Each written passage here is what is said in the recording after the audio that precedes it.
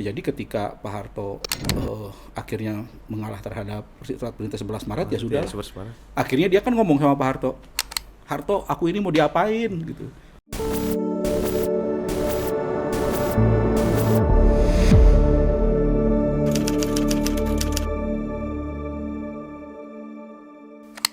Nah, sekarang kita mau bahas soal foto-foto ikonik Soeharto yang kita kenal sebagai The Smiling General nih. Nah, kita mulai dari foto pertama nih, Soeharto dengan cerutunya. Katanya nih, selain mengisap kretek kan kabarnya Soekarno kerap mengisap cerutu. Bener nggak sih caranya menghisap cerutu itu bisa menggambarkan suasana hatinya? Ya itu kan menurut para pembantunya ya, para pembantunya memang selalu menafsirkan segala gerak-gerik Pak Harto itu lewat tafsiran-tafsiran untuk tafsiran-tafsiran politik gitu kan. Mungkin karena mereka intens, jadi mereka mencari celah. Kalau misalnya Pak Harto lagi begini, gua bagusnya gimana? Akhirnya muncul pernyataan-pernyataan seperti itu. Jadi katanya memang kalau istilahnya Pak Azwar Anas misalnya itu Pak Harto itu kalau misalnya dia cerutunya itu bolak-balik itu sambil senyum, itu berarti ya kalau orang lagi senyum pasti lagi senang gitu ya. Sebenarnya sih menurut saya tafsirannya tidak harus susah-susah gitu ya. Orang lagi senyum pasti lagi seneng kan. Tapi dia mungkin pakai cerutu supaya bolak-balik itu berarti suasana hatinya lagi enak gitu. Tapi misalnya beda kalau misalnya dia cerutunya hanya didiamkan saja gitu, tidak di ini. Itu tandanya wah, dia lagi susah nih gitu. Atau ketika terakhir kali ketika Pak Harto lagi sakit nggak boleh ngerokok kan, itu biasanya dia kan ada cerutu yang kecil dan cerutu yang besar gitu. Ya. Nah dia biasanya kalau lagi enak suasana hatinya katanya cerutu besarnya diambil terus digigit-gigit gitu kan. Cerutu kalau yang lagi sebel ya cerutu kecil gitu. Ya banyak hal lah yang sebetulnya menurut saya itu tergantung sugesti ya saya pikir, karena anaknya sendiri Mbak Tutut mengatakan enggak ada gitu yang kayak gitu. Pak Harto kalau lagi suasana tidak ada urusan dengan suasana itu, kalau mau merokok cerutu ya merokok aja cerutu gitu. Jadi itu bagi saya merupakan sebuah keniscayaan yang hidup dalam tradisi politik di Indonesia. Jadi dia orang-orang kita tuh kan senang begitu ya, senang melihat simbol-simbol Simbol-simbol gitu, iya, simbolik konspirasi. Oke deh, kita sekarang ke foto kedua. Nah, ini nih. Ada foto kalau nggak salah ini Aha Nasution, Bung Karno dan Soeharto. Nah, ini mereka nih sedang ngapain sih nih di sini? Iya, pastinya sedang ngobrolin sesuatu, tapi sebetulnya mereka bertiga ini kan sebenarnya nggak kompak kan. Nggak kompak ya. Jadi memang ini kayaknya terjadi sebelum G30S deh kayaknya ini deh foto ini. Cuma memang hubungan mereka itu memang unik ya, sangat unik. Jadi Bung Karno menginginkan mereka menjadi bagian dari orang-orang yang harus menurut kepadanya gitu. Tentara ya harus nurut sama panglima tertinggi, tapi dalam kenyataannya tidak begitu. Nasution juga memiliki pemikiran sendiri terhadap Bung Karno, begitu juga Pak Harto. Kalau nggak salah tuh Soeharto sendiri sempat akan dipecat ya, kalau jauh sebelum ini ya, maksudnya. Ketika dia menjadi oleh Aha Nasution. Panglima di Kodam Diponegoro ya, karena masalah penyelundupan gitu kan. Dan bener nggak katanya Soeharto ini enggan untuk menerima jabatan presiden yang ketika ditawarkan oleh MPRS karena masalah kedekatannya dengan Soekarno. Ya itu dikatakan oleh Pak Harto sendiri dalam buku biografinya, ya kan. Pak Harto mengatakan bahwa saya ini menghormati Bung Karno gitu, saya nggak mungkin lah. Bahkan waktu di biografinya itu dikatakan Pak Harto itu hanya menolak untuk menjadi presiden dan kalaupun kata dia, apakah ada orang lain selain saya apakah tidak ada orang lain selain saya yang bisa diangkat jadi presiden? Tidak ada Pak, kata orang-orang yang jenderal-jenderal dan orang-orang yang datang kepada dia, tidak ada Pak selain Bapak. Oke kalau begitu 1 tahun saja deh, saya pejabat presiden saya 1 tahun saja menjadi presiden. Kenyataannya 32 tahun. Orang ada istilah setelah duduk lupa berdiri ya. Iya. Nah itulah Pak Harto gitu. Nah, di akhir pemerintahannya kan Soekarno tuh kan sempat jengkel ya, yang kita bahas tadi tuh karena masalah Super Semar tadi kan. Ya. Nah, apa yang bikin Soekarno ini ujung-ujungnya ngalah? Soekarno ini sebenarnya tipikal orang yang tidak ingin melihat pertumpahan darah gitu ya. Waktu terjadi pasca G30S itu kan kekuatan militer terbelah menjadi 2 ya kan. Bahkan ada yang berusaha untuk menangkap Bung Karno dan menteri-menterinya kan. Nah pada saat itu ada tawaran dari Angkatan Udara untuk dan Angkatan Laut ya untuk melawan aksi-aksi seperti itu. Bahkan Angkatan Udara waktu itu kita sudah tahu Panglima Omar Dhani itu kan loyalis yang paling fanatik terhadap Bung Karno. Itu menawarkan diri supaya pesawat-pesawat tempurnya membom Kostrad gitu.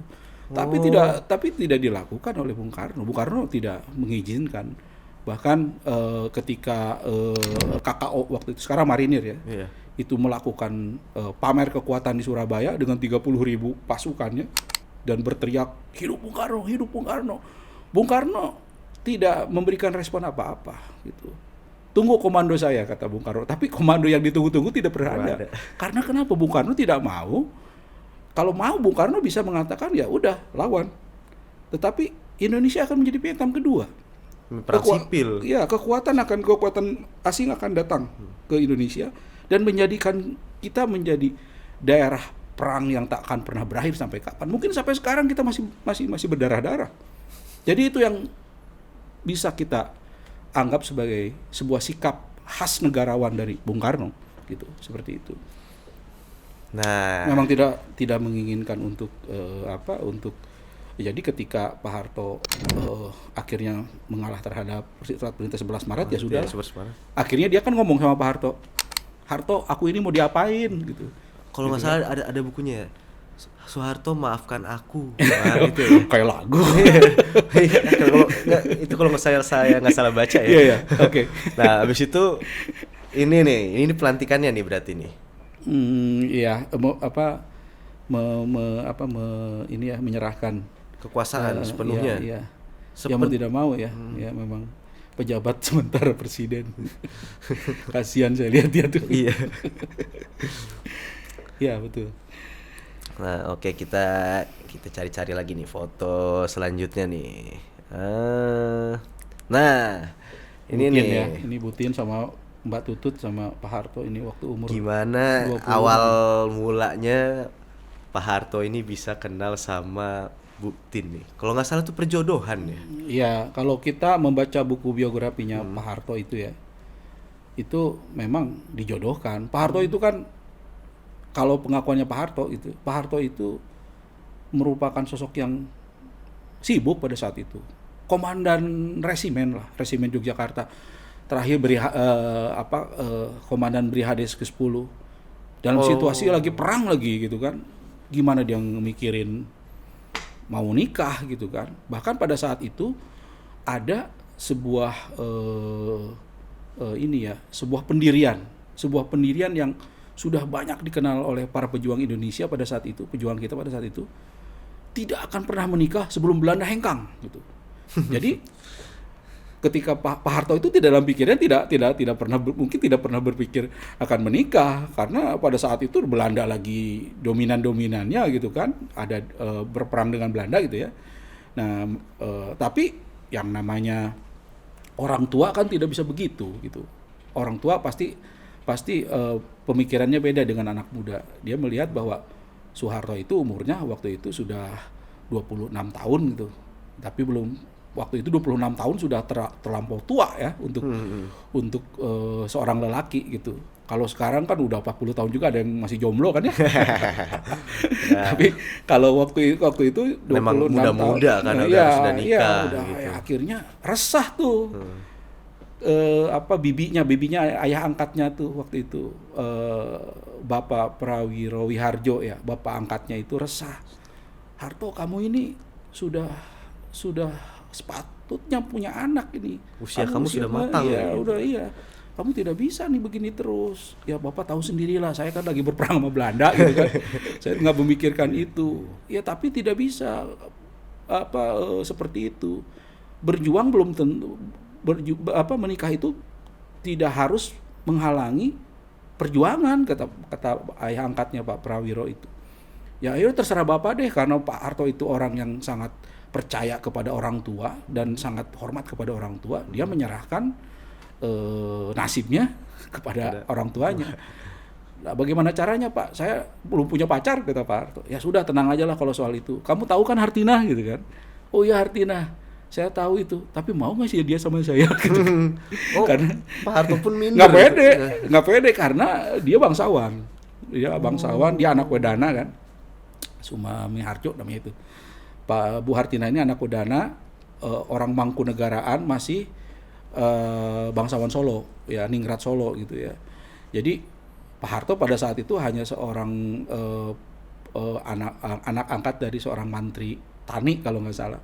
Jadi ya dia merasa minder juga gitu. Memang dia mau sama saya? Tenanglah, saya nanti itu urusan saya, kata Bu Prawiro. Ternyata lamarannya diterima, gitu kan. Lamarannya diterima dan mereka pun, jadi Bu Hartinah ini ada adik kelasnya Pak Harto. Jadi dia temennya adiknya Pak Harto gitu, Pak Sulardi kalau salah. Ini jadi Pak Harto tuh mengenal Bu Tin ini ya, ketika mereka sekolah gitu. Tapi sudah tahu Bu Tin itu seperti apa gitu. Ya akhirnya dia bersedia dan menikahlah mereka gitu kan, Desember tahun 1947 kalau salah. Seperti itu. Dan ada sebuah kejadian menarik ketika mereka menikah.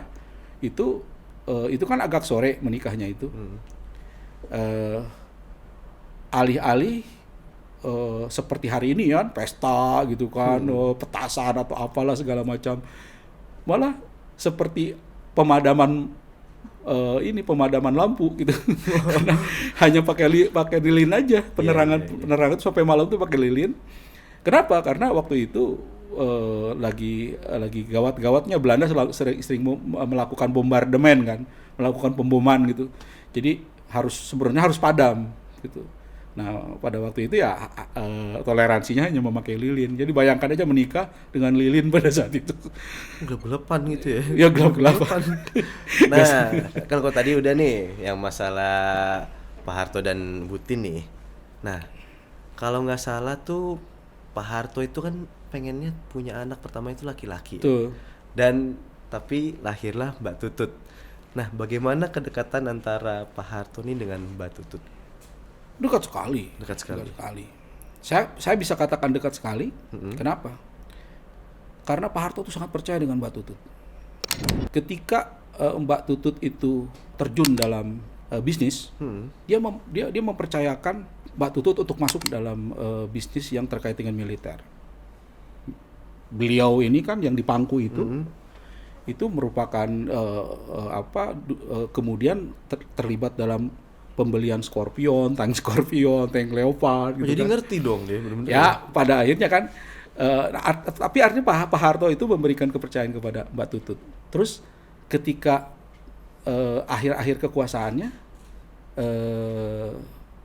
Pak Harto mempercayakan jabatan Menteri Sosial kepada Mbak Tutut gitu, pada tahun 1998.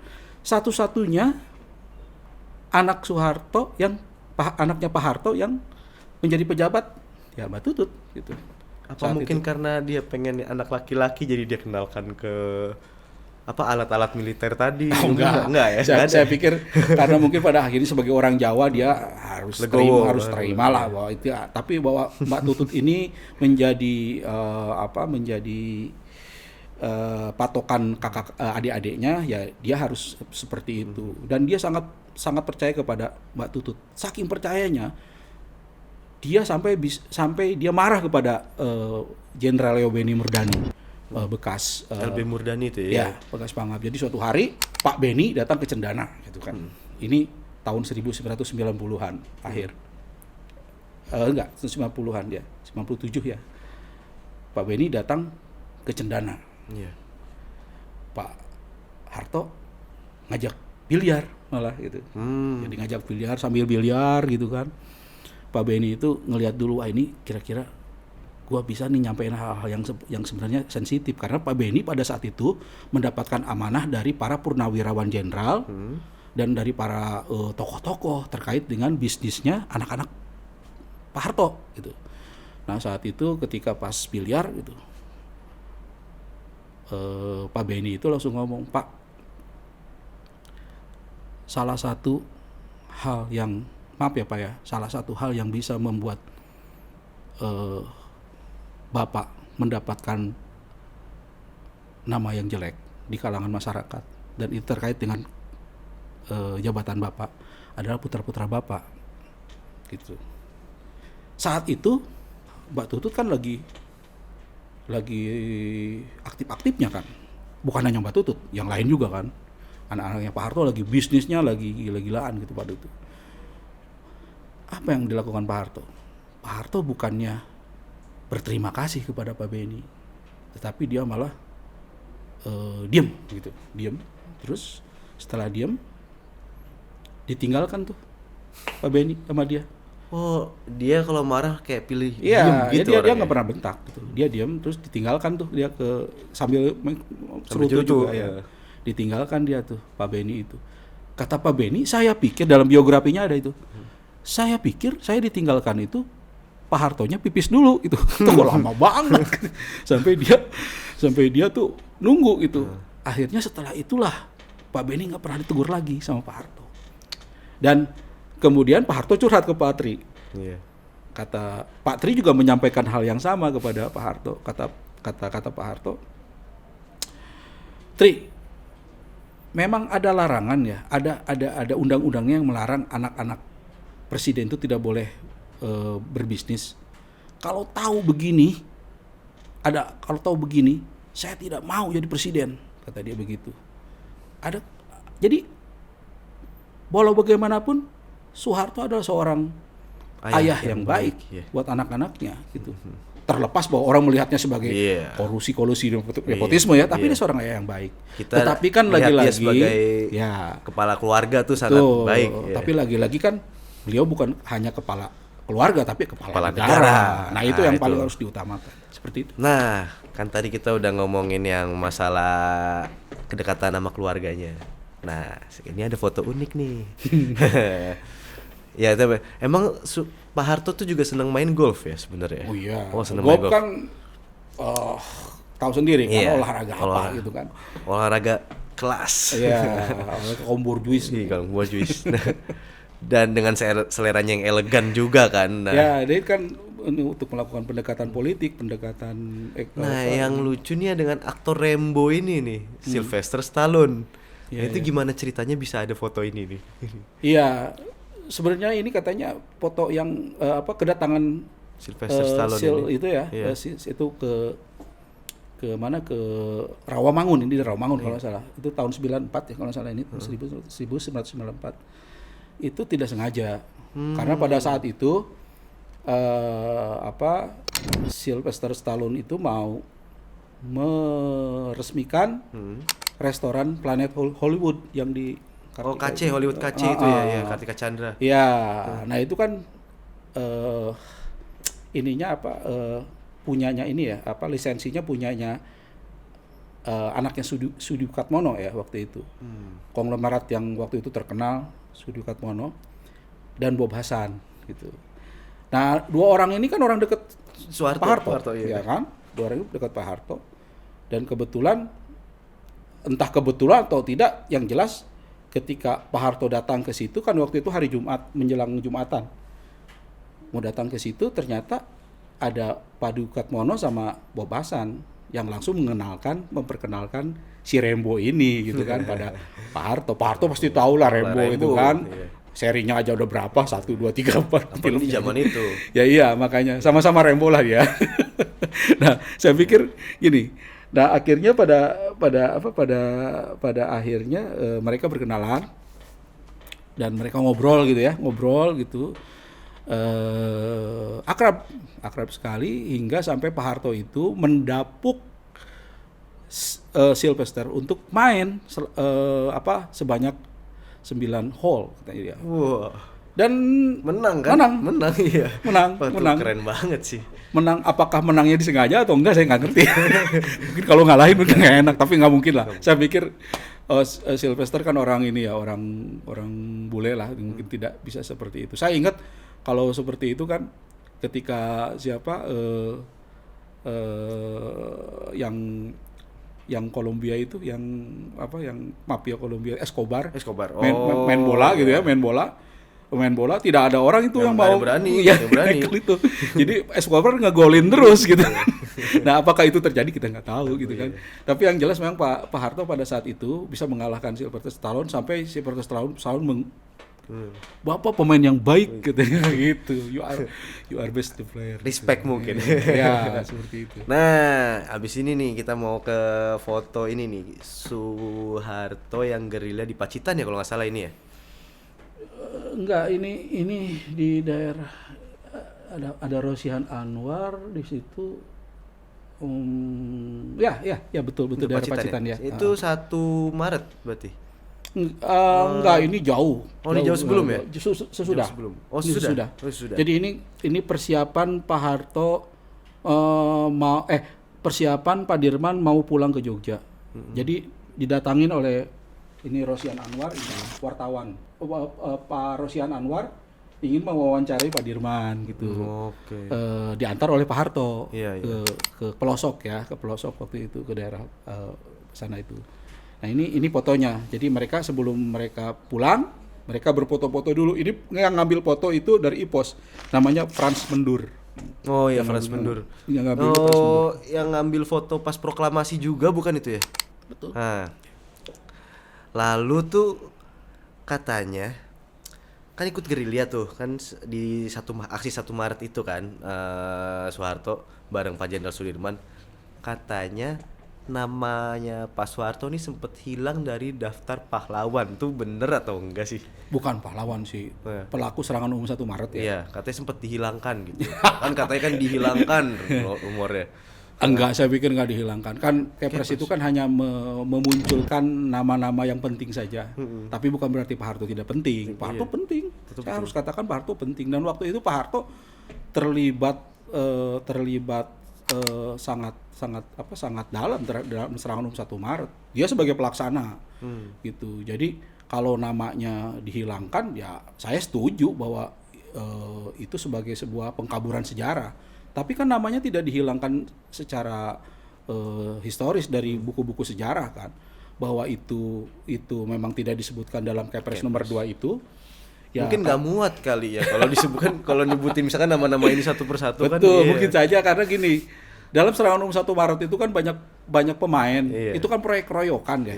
Serangan umum 1 Maret itu di situ ada Sultan Hamengkubuwono, ada Jenderal Sudirman, ada Panglima Divisi 3 Kolonel Bambang Sugeng, di situ ada Pak Harto, di situ ada Kahar Mujakar yang pemberontak itu, di situ ada Sarjono, di situ juga ada Mayor Pence Samuel yang juga pemberontak gitu. Jadi itu harus disebutkan semua, termasuk Pence Samuel dan Kahar Mujakar yang dalam sejarah Indonesia namanya kan ditulis dengan tinta hitam gitu kan.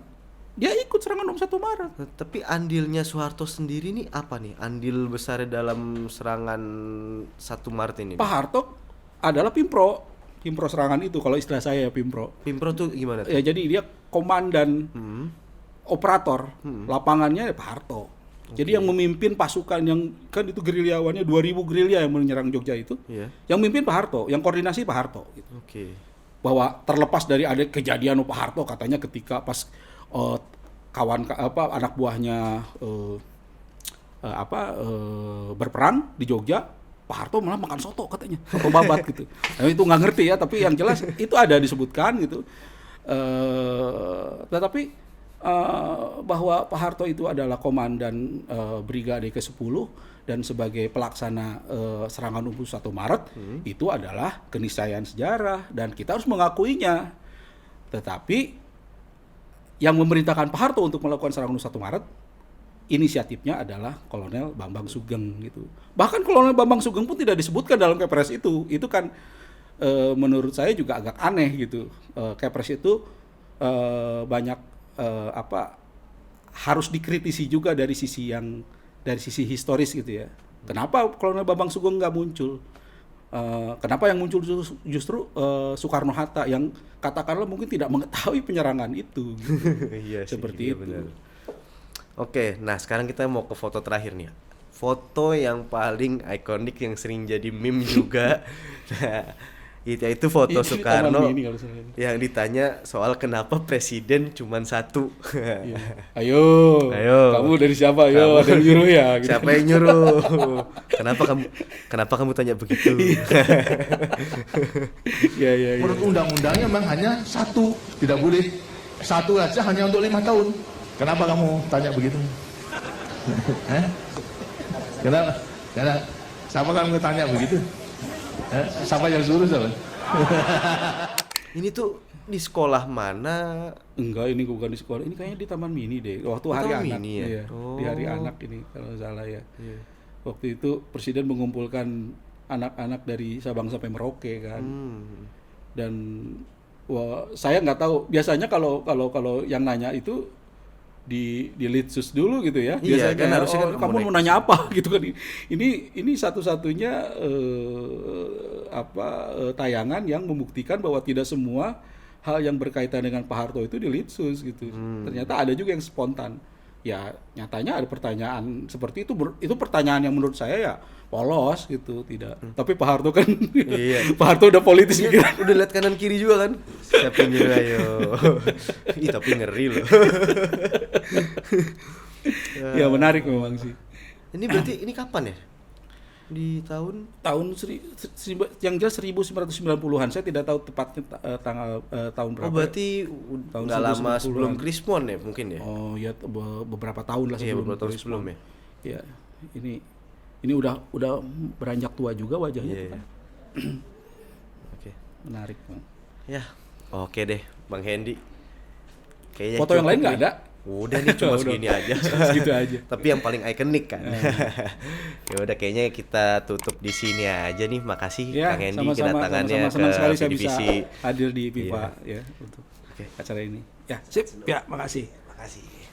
Minum dulu dong kopinya. Oke. Oke.